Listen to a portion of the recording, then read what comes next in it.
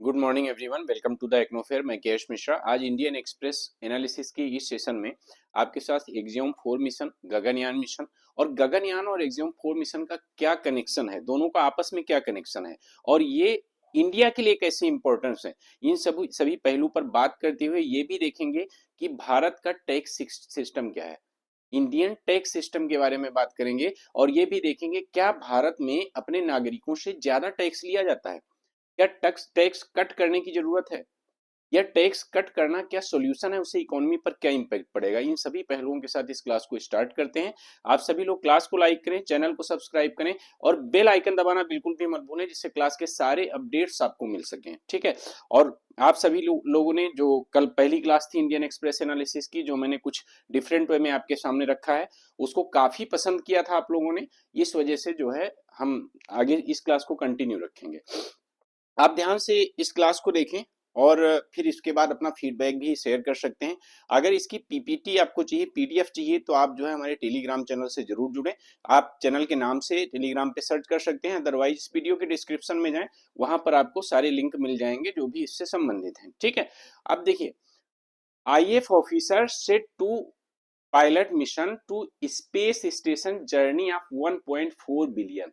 ठीक है। Group captain Shubhanshu Shukla ये भारत की तरफ से एक्सियोम 4 मिशन में पार्टिसिपेट कर रहे हैं और इन्होंने क्या कहा है कि हम अकेले पार्टिसिपेट नहीं कर रहे हैं। It is a journey of 1.4 billion people.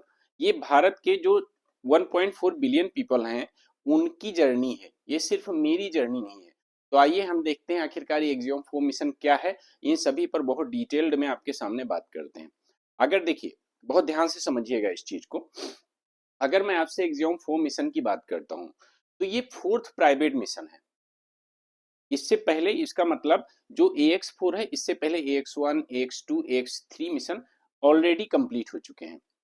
तो AX4 मिशन या एक्सियोम 4 मिशन जिसको हम कहते हैं, ये फोर्थ प्राइवेट एस्ट्रोनॉट मिशन है to the international space station, जो इंटरनेशनल स्पेस स्टेशन की जर्नी पर जाएगा।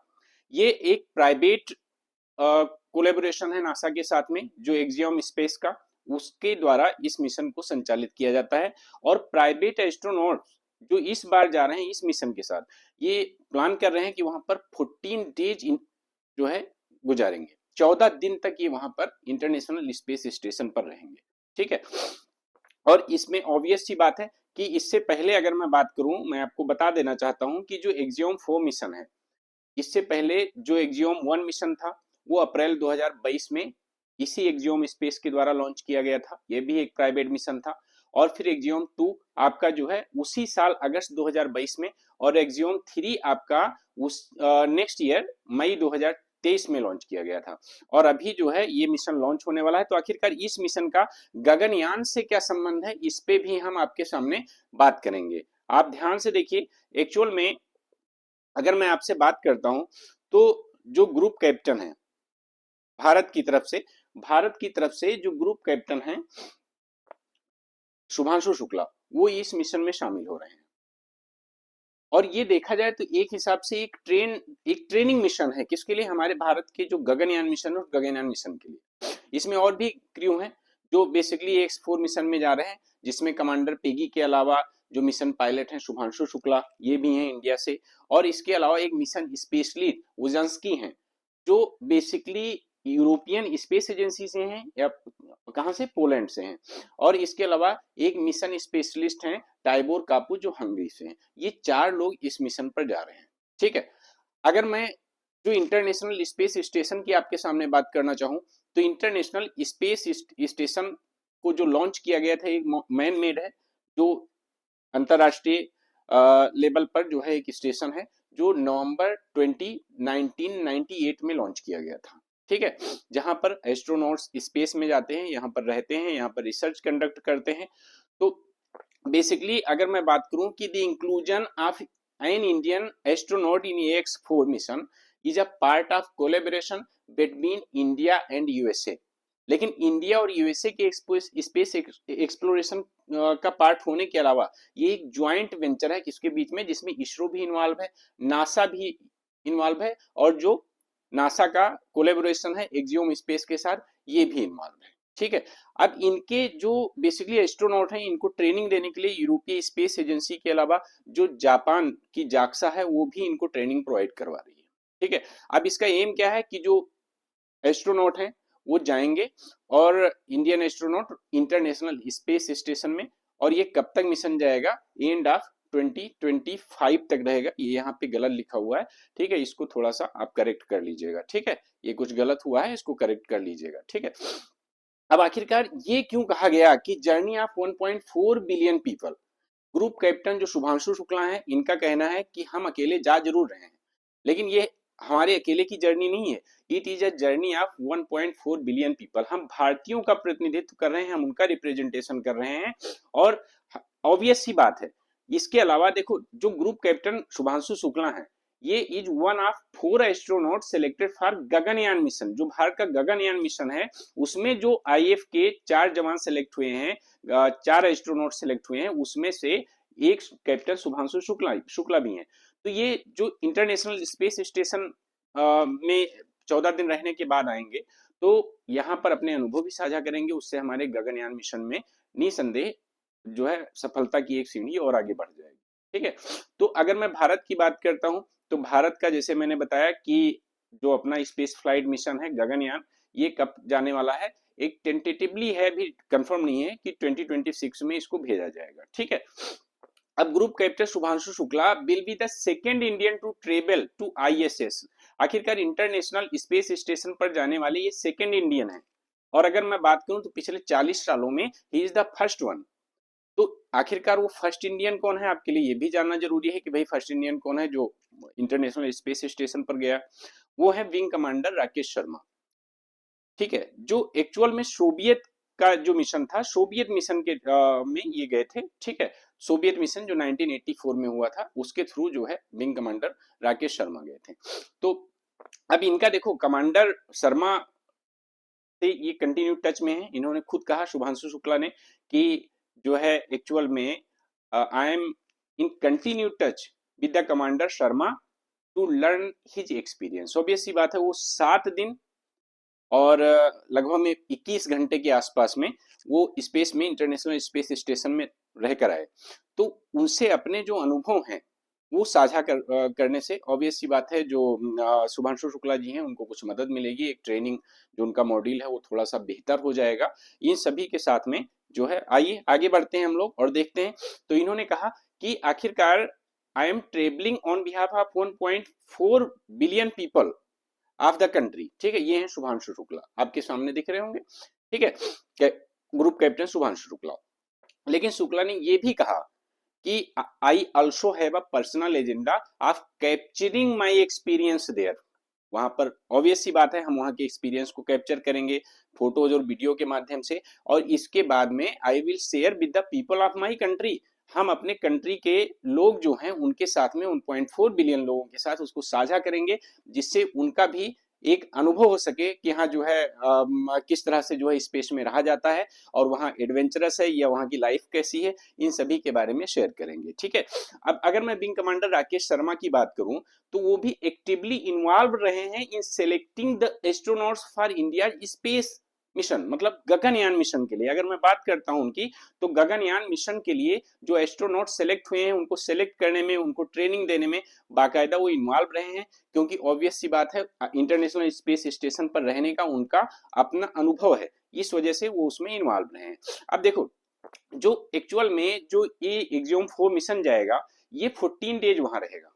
ठीक है। इंटरनेशनल स्पेस स्टेशन पे, which is longer than Rakesh Sharma stayed there for 7 days 21 hours and 40 minutes।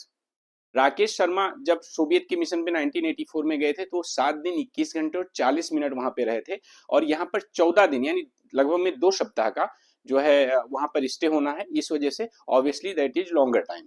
ठीक, दैट इज लॉन्गर टाइम। अब देखो, axiom 4 mission is also very important for India because there could be several learnings from this mission that could incorporated in Gaganyaan program. भाई भारत का जो Gaganyaan programme है, तो यहाँ से जो हमें लर्निंग मिलेगी उसको हम गगनयान प्रोग्राम में इनकॉर्पोरेट कर सकते हैं। ठीक है, अब सवाल ये उठता है आखिरकार इन एस्ट्रोनॉट्स की ट्रेनिंग कौन कर रहा है? The astronauts underwent training at ESA, European space agency, JAXA, Japan की जो बेसिकली जो है एक्सप्लोरेशन एजेंसी है, ठीक है, and Japan manned mission system corporation, जिसको हम जेएमएससी कहते हैं। ये तीनों मिलकर जो है इन सारे एस्ट्रोनॉट्स की ट्रेनिंग करवा रहे हैं। ठीक है, अब ट्रेनिंग ऑफ एस्ट्रोनॉट्स कैसे होती है, इसको आप देखिए एक बार कि आखिरकार ट्रेनिंग कैसे करवाई जा रही है। ध्यान से देखिए और समझिए। जो यूरोपियन स्पेस सेंटर है जर्मनी में, वहां पर एस्ट्रोनॉट्स को ले जाया गया है ट्रेनिंग के लिए, और वहां पर उन्होंने देखा कि आखिरकार हम स्पेस में रहकर कम्युनिकेशन सिस्टम कैसे मेंटेन करेंगे, इमरजेंसी रिस्पांस प्रोसीजर हमारा क्या होगा, and conducting research activities inside the Columbus module. ठीक, कोलंबस मॉड्यूल क्या है इसको आप समझिए। मैंने आगे लिख रखा है कि Columbus module is a European lab model for research in biotechnology. Actual में इसरो भी प्लान बहुत टाइम से इस पे वर्किंग कर रहा है। ठीक है, ISRO with the help of department of biotechnology have been working on developing a space biotechnology experiments that may be carried on the board of the axiom 4। तो इसरो का भी ये ऑब्वियस सी बात है, एक एक्सपीरियंस होगा कि वहां पर जो है डिपार्टमेंट ऑफ बायोटेक्नोलॉजी की मदद से एक बायोटेक्नोलॉजी लैब के बारे में वहां पर जो रिसर्च होगा उससे जो है क्या कहते हैं इसरो को निसंदेह एक अपनी बायोटेक्नोलॉजी लैब एस्टेब्लिश करने में मदद मिलेगी। क्योंकि आप सभी जानते हैं कि इसरो का भी स्पार्डेक्स मिशन सफल हुआ है, और जिससे एक जो डॉकिंग मैन्यूवर है वो इसरो ने सक्सेसफुली कंडक्ट कर लिया है। अब भारत भी एक भारतीय स्पेस स्टेशन बनाने की तरफ आगे बढ़ चुका है, और वहां इन सभी चीजों की आवश्यकता होगी। तो गगनयान मिशन के बाद में भारत आगे की जो प्लानिंग है, सबसे मुख्य प्लानिंग उनमें क्या है, इंटरनेशनल स्पेस स्टेशन का, सॉरी इंडियन स्पेस स्टेशन का सेटअप करना। ठीक है, तो ध्यान दीजिएगा इस चीज को। देखिए इनके लिए पर्टिकुलर एक यूनिफॉर्म बनाई गई है। देखिए जो आपको स्क्रीन पर यूनिफॉर्म दिख रही है, ये यूनिफॉर्म वो यूनिफॉर्म नहीं है, ये एक बस इमेज है, इसको उस यूनिफॉर्म से कंपेयर मत करिएगा।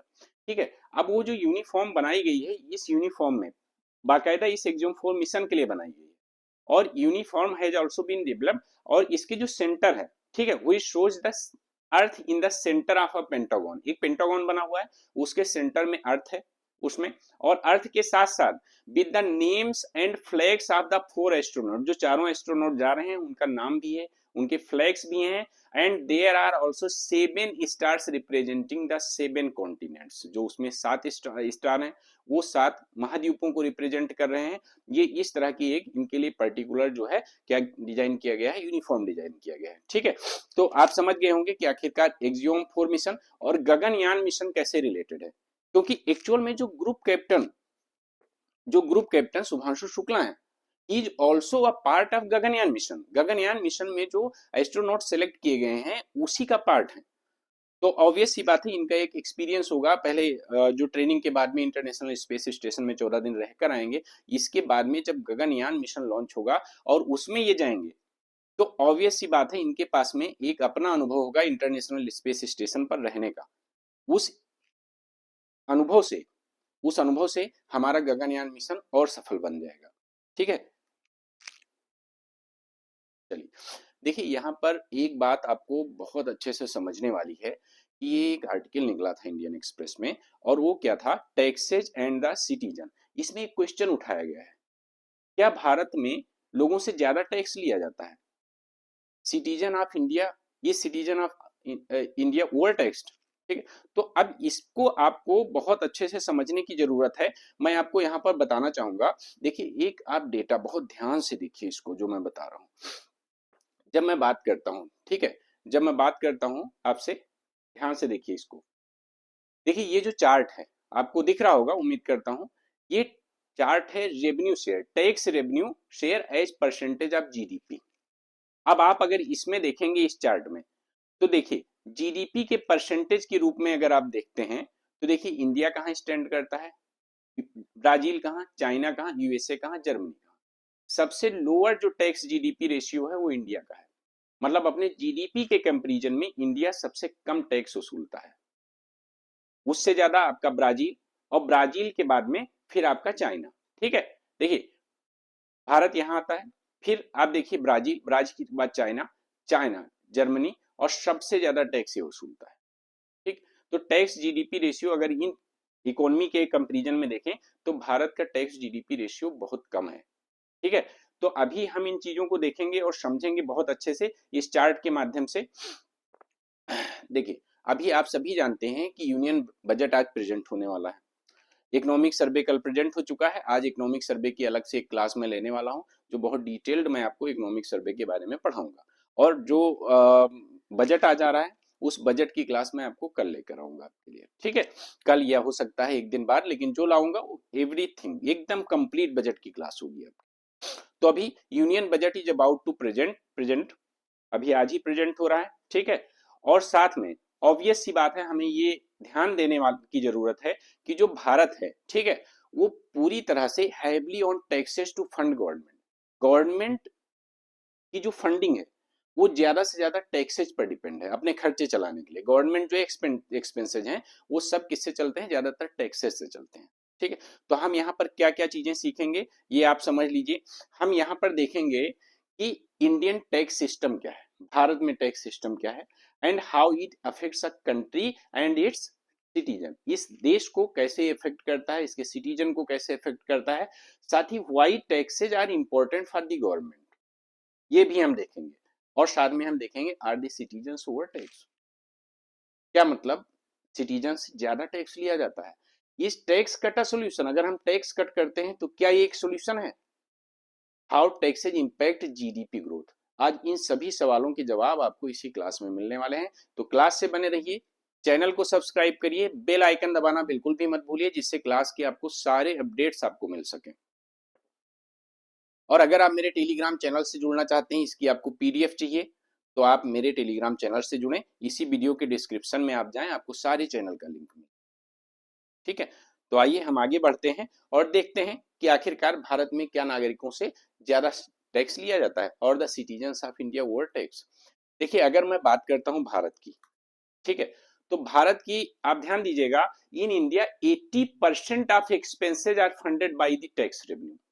गवर्नमेंट के जितने खर्चे हैं, जितने भी खर्चे, चाहे वो वेलफेयर स्कीम्स चलाती है, चाहे वो रोड ट्रांसपोर्ट का डेवलपमेंट करती है, रेलवेज का, एविएशन का, ठीक है, जो भी डेवलपमेंट करती है, चाहे किसी वेलफेयर स्कीम के, सब कहां से फंडेड होते हैं, 80% उनका जो एक्सपेंसेज है वो टैक्सेस से फंडिंग, टैक्स रेवेन्यू से फंडेड हो। देखो टैक्स रेवेन्यू की अगर हम बात करते हैं तो मैंने आपको पहले भी पढ़ाया है कि टैक्स रेवेन्यू में हमारे दोनों टैक्स आते हैं। ठीक है, हमारे जो है डायरेक्ट टैक्स भी आते हैं, हमारे इनडायरेक्ट टैक्सेस भी आते हैं टैक्स रेवेन्यू में। ठीक है, अब देखिए इसके अलावा जो है अगर मैं बात करता हूं compare to other countries, India collects a lower percentage of taxes. अगर मैं दूसरे देशों से कंपेयर करता हूं, लोअर परसेंटेज ऑफ टैक्सेज क्या, विद रिस्पेक्ट टू जीडीपी। अगर हम जीडीपी से कंपेयर करते हैं तो जीडीपी के सापेक्ष में भारत में बहुत कम टैक्स लिया जाता है। It means India tax GDP ratio is low, इसीलिए भारत का टैक्स जीडीपी रेशियो मतलब जीडीपी के कंपैरिजन में टैक्स कम है। जबकि बहुत सारे ऐसे डेवलपिंग कंट्रीज हैं जो जिनके पास have higher tax GDP ratio, उनका टैक्स जीडीपी रेशियो बहुत ज्यादा है, जैसे कि अभी मैंने आपको जो है चार्ट में दिखाया था। ठीक है, जो चार्ट में दिखाया था, जो चार्ट में दिखाया, जो उस न्यूज में लिखा हुआ है वही आपको समझाया जा रहा है कुछ अलग से, एकदम मतलब सिंपल वर्ड्स में। ठीक है, एकदम सिंपल वर्ड्स में आपके लिए डिकोड किया जा रहा है। अब ध्यान दीजिएगा, सपोज मान लेते हैं अगर आपको लगता है कि ओवर टैक्स्ड है, मान लेते हैं, ठीक है, कि suppose that if India collects less tax, अगर भारत कम टैक्स वसूलता है, टैक्स कट कर देता है या खत्म कर देता है, then it will have to borrow more money. तो भारत को क्या करना पड़ेगा, अपने खर्चे चलाने के लिए ज्यादा धन लेना पड़ेगा। ऐसे में क्या होगा, जो डेट बर्डन है इंडिया के ऊपर वो ज्यादा बढ़ेगा। ठीक है, वो ज्यादा बढ़ेगा, और डेट टू जीडीपी रेशियो बढ़ेगा, जो किसी भी तरह से इकोनॉमी के लिए अच्छा नहीं है। और ना तो जो हमारा एफआरबीएम एक्ट है उस हिसाब से जो हमारी फिस्कल रिस्पॉन्सिबिलिटी का टारगेट है वो भी हम कहीं से अचीव नहीं कर पाएंगे, उसके हिसाब से भी हमारा एक टारगेट सेट है कि इससे ऊपर हमको नहीं जाना है। ठीक है, तो ऐसे में आप समझिए कि सरकार का टैक्स लेना कितना ज्यादा जरूरी है। India is still a developing country, so its tax collection in low. आखिरकार ऐसा क्यों लिखा है? In comparison to the rich country because of the low GDP per capita income. भाई देखिए, जैसे जैसे जो रिच कंट्री जैसे यूएसए जर्मनी, वहां पे टैक्स जीडीपी रेशियो हाई क्यों है? भारत में अभी पर कैपिटल इनकम कम है, टैक्स आप कहां देते हैं? इनकम के बेस पे देते हैं। ठीक है, तो आपकी जब इनकम ज्यादा होगी तो ऑब्वियस सी बात है। और भारत में क्या है? भारत में प्रोग्रेसिव टैक्स सिस्टम है, मतलब हायर इनकम वाले से आपको ज्यादा टैक्स, सरकार ज्यादा टैक्स लेती है। तो जैसे जैसे रिच लोगों की संख्या बढ़ेगी, हमारी पर कैपिटल इनकम ज्यादा होगी, वैसे वैसे क्या होगा? हम ज्यादा टैक्स देंगे तो हमारा टैक्स जीडीपी रेशियो ऑटोमेटिक बढ़ेगा। ठीक है, और गवर्नमेंट की इनकम बढ़ेगी, गवर्नमेंट के पास फंड बढ़ेगा और गवर्नमेंट ज्यादा से ज्यादा वेलफेयर स्कीम पर खर्चा कर पाएगी, रोड ट्रांसपोर्ट हाईवेज पर ज्यादा से ज्यादा खर्चा कर पाएगी। ठीक, तो टैक्स ऐसा नहीं होता है भाई, गवर्नमेंट के पास पैसा कहां से आता है? वो टैक्स से आता है। कहां से? अब केवल इनडायरेक्ट टैक्स, डायरेक्ट टैक्स नहीं, इनडायरेक्ट टैक्स से भी आता है। ठीक है, बट डायरेक्ट टैक्स हमारे क्या है? वो प्रोग्रेसिव है, वो ज्यादा इंपैक्ट नहीं डालते हैं आम आदमी पर। उसका कारण है कि जिसकी इनकम कम है उसको कम टैक्स देना है, और जिसकी इनकम ज्यादा है तो ऑब्वियस सी बात है टैक्स को अफोर्ड कर सकता है। तो इस वजह से भारत में एक प्रोग्रेसिव टैक्स सिस्टम रखा गया है, जिससे आम आदमी को परेशानी ना हो और जो ज्यादा कमाता है वो ज्यादा टैक्स दे। ठीक है, अभी सपोज दैट कि टैक्स सबके लिए जो है 30% कर दिया जाए, तो आप अगर 1 लाख रुपया कमाते हैं तो आप 30,000 रुपया टैक्स दे देते हैं। ठीक है, और जो 2 लाख रुपया कमाता है वो भी 30% ही दे रहा है, तो वो आपको इंपैक्ट करेगा। बट 2 लाख रुपए कमाने वाले को कम इंपैक्ट करेगा, 10 लाख रुपया कमाने वाले को कम इंपैक्ट करेगा। ठीक है, तो इसी तरह से, लेकिन भारत में क्या है? भारत में प्रोग्रेसिव सिस्टम है, कम कमाते हो कम टैक्स दो, ज्यादा कमाते हो ज्यादा टैक्स दो। तो जैसे जैसे भारत में पर कैपिटल इनकम बढ़ेगी, मतलब अमीरों की संख्या बढ़ेगी, आपकी इनकम बढ़ेगी, आपकी पॉकेट मजबूत होगी, आप टैक्स ज्यादा दोगे और टैक्स जीडीपी रेशियो भारत में बढ़ेगा।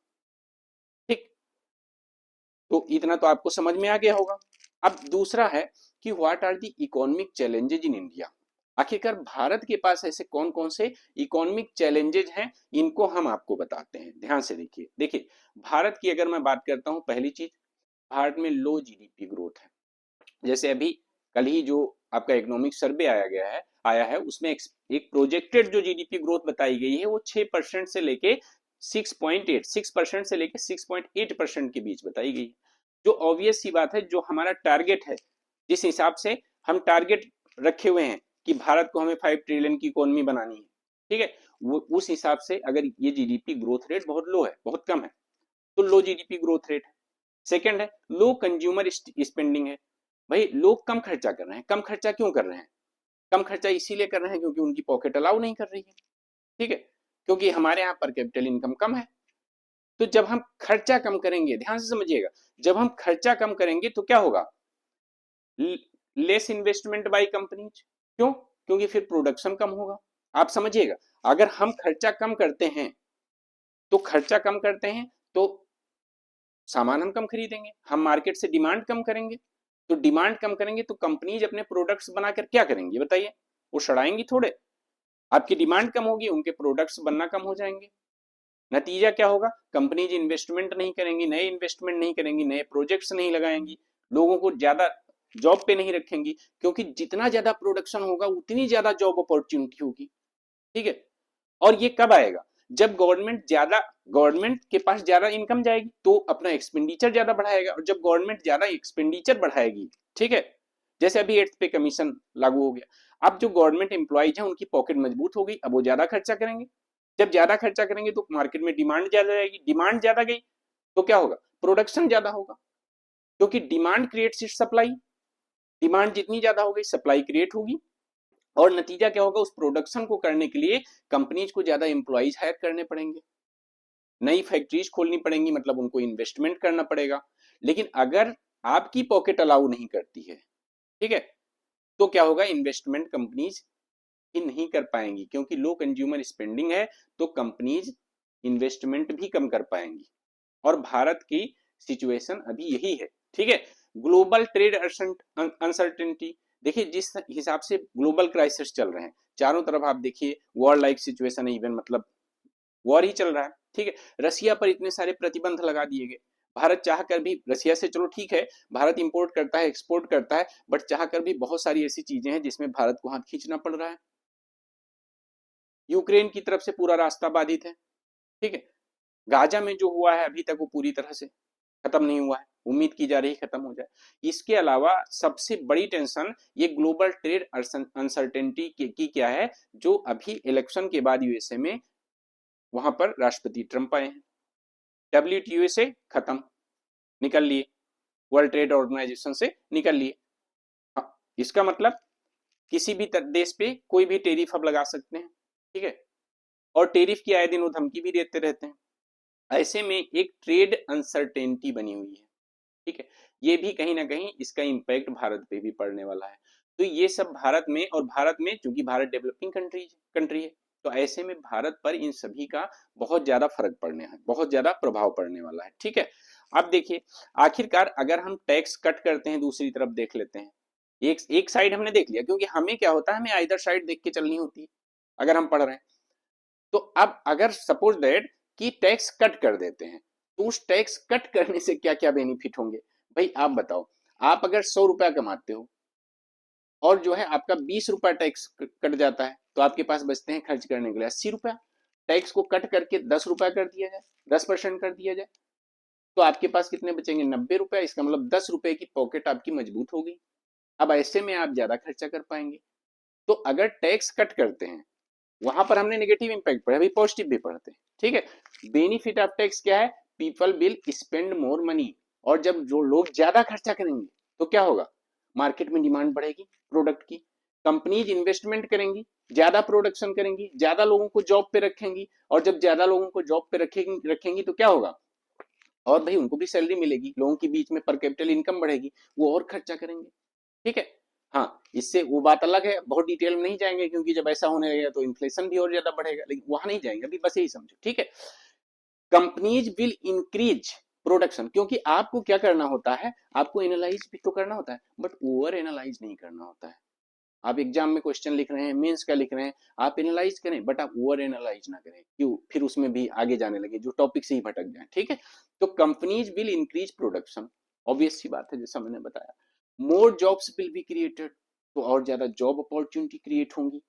Higher spending will also boost GDP, क्योंकि जब स्पेंडिंग ज्यादा होगी तो क्या होगा भाई, प्रोडक्शन ज्यादा होगा, और प्रोडक्शन अगर डोमेस्टिक होगा तो वही तो जीडीपी है। भाई जीडीपी क्या है, हमारा डोमेस्टिक प्रोडक्शन, ठीक है, the final value of the domestic production, फिर वो प्रोडक्ट है सर्विसेज हो, ठीक है।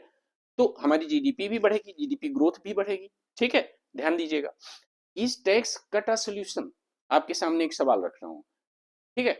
क्या टैक्स कट करना एक सोल्यूशन है, तो आप ध्यान से समझिए जो मैं आपको बता रहा हूं, ठीक है, बहुत ध्यान से समझिए उसको। अच्छा, ब्लर हो गया था, चलो कभी कभी गायब हो जाता हूँ थोड़ा सा, ठीक है, कि हाँ जो है थोड़ा देख लो, शकल देख देख के जो है थोड़ी देर ऊब जाते हो, तो फिर से थोड़ी देर के लिए गायब हो जाए, ठीक है, ध्यान दीजिएगा। आखिरकार कटिंग टैक्स ऑल्सो मीन्स, अगर हम टैक्स कट करते हैं, that government earns less revenue, tax cut करती है गवर्नमेंट, तो इसका मतलब सिंपल है कि गवर्नमेंट अर्न्स लेस रेवेन्यू, उसके पास कम रेवेन्यू जा रहा है, making it harder to fund projects, तो गवर्नमेंट प्रोजेक्ट्स को कम फंडिंग दे पाएगी, जैसे रोड बनाना है, रेलवेज है, welfare schemes and other infrastructure है, ठीक है, हॉस्पिटल्स बनाने हैं, ब्रिजेज बनाने हैं, ठीक है, वेलफेयर स्कीम्स चलानी है, किसान सम्मान निधि देनी है, राशन देना है, ठीक है। और तो क्या होगा, ऐसे में क्या होगा कि यहाँ जो है गवर्नमेंट कम खर्चा कर पाएगी, गवर्नमेंट के पास खर्चा करने के लिए नहीं होगा, ठीक है। तो गवर्नमेंट लोन ज्यादा लेगी, लोन लेगी तो डेट जीडीपी रेशियो बढ़ेगा, जो किसी भी देश के लिए अच्छा नहीं है, ठीक है, इकोनॉमिक पोजीशन खराब हो जाती है।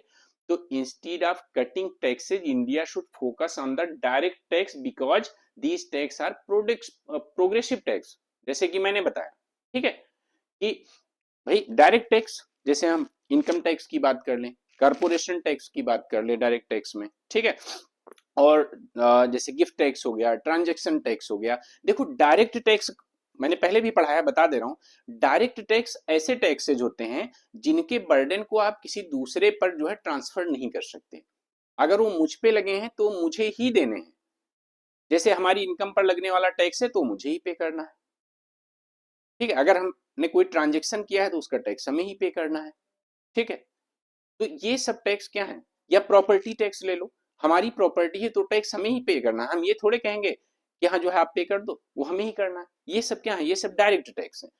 इनडायरेक्ट टैक्स क्या होते हैं? जिनके बर्डन को आप किसी दूसरे पर ट्रांसफर कर सकते हो। जैसे सबसे बड़ा एग्जांपल आज की डेट में क्या है? जीएसटी। ठीक, जीएसटी क्या होता है? जीएसटी देकर इसके बाद प्रोडक्ट उठाता है दुकानदार, और फिर दुकानदार के पास में मतलब होलसेलर उठाता, होलसेलर के बाद जब दुकानदार लाता है तो होलसेलर उस जीएसटी का बर्डन दुकानदार पे ट्रांसफर कर देता है। और जब दुकानदार से वो प्रोडक्ट आप खरीदते हो तो जीएसटी का बर्डन आपके पास ट्रांसफर हो गया। फाइनल बर्डन किस पे आया? कंज्यूमर पे आया जीएसटी का। तो जीएसटी जो है वो ट्रांसफरेबल है, वो इनडायरेक्ट टैक्स है। लेकिन डायरेक्ट टैक्स क्या हुआ? जैसे इनकम टैक्स हो गया, ठीक है, corporation tax, gift tax, transaction tax, ये सभी प्रॉपर्टी टैक्स, ये सभी आपके जो है टैक्सेज डायरेक्ट टैक्स है। ठीक है, और डायरेक्ट टैक्सेज में जो इनकम टैक्स है, इनकम टैक्स हमारे यहाँ प्रोग्रेसिव टैक्स है, तो उस पर ज्यादा फोकस करना है इनकम टैक्स पे। ठीक है, तो कंक्लूजन क्या निकलता है? India is not over taxing its citizen. Bharat अपने सिटीजन्स को से ऐसा भी नहीं है कि ओवर टैक्स ले रहा है। ठीक है, क्योंकि भारत का जीडीपी टैक्स जीडीपी रेशियो बहुत ही कम है in comparison of other countries. ठीक, तो उम्मीद करता हूं क्लास आपको पसंद आई है। अगर क्लास पसंद आई है तो चैनल को सब्सक्राइब करें, बेल आइकन दबाना मत भूलें। मेरे टेलीग्राम चैनल से जरूर जुड़ें, @इकोनोफेयर करके नाम ऊपर लिखा हुआ है। आप इस नाम से चैनल को टेलीग्राम पे सर्च कर लीजिए, आपको टेलीग्राम चैनल मिल जाएगा, ग्रुप भी मिल जाएगा, वहां पे आइए, वहीं पर आपको पीडीएफ भी दे दी जाएगी। ठीक है, चलिए, धन्यवाद धन्यवाद।